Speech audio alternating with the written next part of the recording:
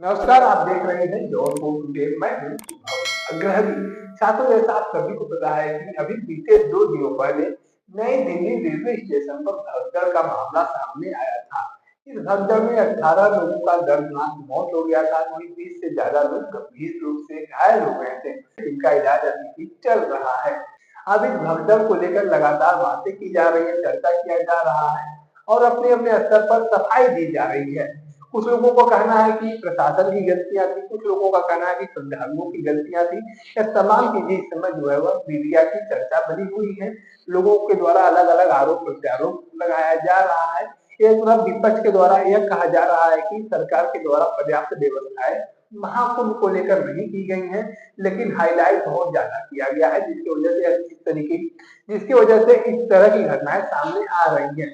वहीं सरकार की तरफ से दावा किया जा रहा है कि सरकार के द्वारा पूरी व्यवस्थाएं की गई है। महाकुंभ को लेकर किसी प्रकार की कोई घटना होती है तो इसका मतलब यह नहीं है कि सरकार के द्वारा किसी प्रकार की व्यवस्थाएं नहीं की गई है। सरकार के द्वारा पूरी तल्लीनता और ईमानदारी के साथ व्यवस्थाएं की गई हैं। व्यवस्थाओं में किसी प्रकार की कमी नहीं है। जब नई दिल्ली रेलवे स्टेशन पर भगदड़ हुआ था, वहां पर कुछ गलत फहमी हुई थी श्रद्धालुओं के अंदर, जिसकी वजह से यह पूरा मामला सामने आया था। प्लेटफॉर्म बदलने की गलत फहमी हुई थी, जिसकी वजह से यह मामला सामने आया था। सरकार के द्वारा ऐसा नहीं है कि व्यवस्थाएं नहीं की गई थी, लेकिन बार बार एक चीज जो सामने आ रही है वो यह सामने आ रहा है कि तमाम बड़े बड़े मीडिया हाउस के द्वारा दावा किया जा रहा है कि बताया जा रहा है कि नई दिल्ली रेलवे स्टेशन पर हर 1 घंटे में 1500 जनरल टिकट बेचे गए। अब अगर 1 घंटे में 1500 जनरल टिकट बेचे जा रहे हैं तो क्या इसकी भनक रेलवे प्रशासन को नहीं है? क्या इसकी जानकारी रेलवे के अधिकारियों को नहीं हो रही है कि हर घंटे में अगर हम 1500 टिकट वो भी जनरल कैटेगरी की बेच रहे हैं तो क्या हमारे पास इतनी अधिक संख्या में श्रद्धालुओं को, यात्रियों को ले जाने के लिए ट्रेन की सुविधा उपलब्ध है?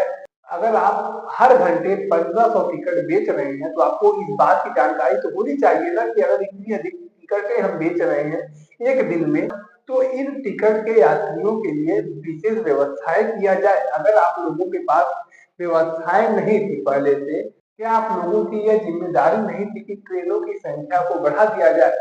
रेलवे टिकट तो बेच रहा है, 1500 टिकट एक एक घंटे में बेच रहा है, लेकिन ट्रेन नहीं बढ़ा रहा है। अगर आपको यह पता है कि हम एक घंटे में 1500 टिकट बेच रहे हैं तो आपकी ये जिम्मेदारी बनती है कि आप लोग उस हिसाब से व्यवस्थाएं करिए।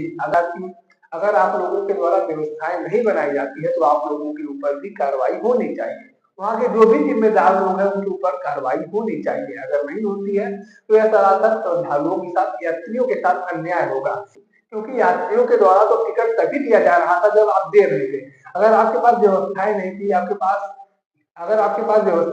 अगर आपके पास ट्रेन नहीं थी मौजूदा हालात में उतने यात्रियों को ले जाने के लिए, तो आपको टिकट ही बंद कर देना चाहिए था। प्रशासन को अलर्ट में लगाना चाहिए था, जिससे कि वहां पर भीड़ को कंट्रोल किया जा सके। लेकिन रेलवे के द्वारा टिकट बेचना बंद नहीं किया गया। हर घंटे 1500 टिकट, हर घंटे 1500 टिकट, मतलब जो जैसे आया उसको वैसे टिकट बांटते चले गए और व्यवस्थाओं के नाम पर कुछ नहीं किया गया। ट्रेन को अगर बढ़ाया गया होता, जिस हिसाब से टिकटें बांटी जा रही थी, जिस हिसाब से टिकटें बेची जा रही थी, पैसा कमाया जा रहा था, उस हिसाब को अगर देखते हुए ट्रेन को बढ़ाया गया होता, श्रद्धालुओं को पहले से बताया गया होता कि इस प्लेटफॉर्म पर ट्रेन आने वाली है, आप लोग इंतजार करिए, 2 ट्रेनें और बढ़ा दी गई है। ऐसे में भीड़ संयमित हो जाती, जल्दबाजी ना करती और किसी प्रकार की आपाधापी ना होती तो श्रद्धालुओं के द्वारा भगदड़ भी नहीं बनता। आज जो यह घटनाएं सामने आई है, इसके पीछे चाहे जिसका भी हाथ हो, चाहे कुछ लोगों के द्वारा जो दावा किया जा रहा है कि यह भगदड़ नहीं बल्कि साजिश है, यह घटना नहीं बल्कि साजिश है, हादसा नहीं बल्कि साजिश है। अब चाहे यह हादसा हो, चाहे यह साजिश हो, चाहे कुछ भी हो, लेकिन यहाँ पर अगर टिकट बेची गई है, हर घंटे 1500 टिकट बेची गई है, तो यहाँ पर रेलवे के अधिकारियों की भी जिम्मेदारी बनती थी कि उनके द्वारा ट्रेन को बढ़ाया जाए।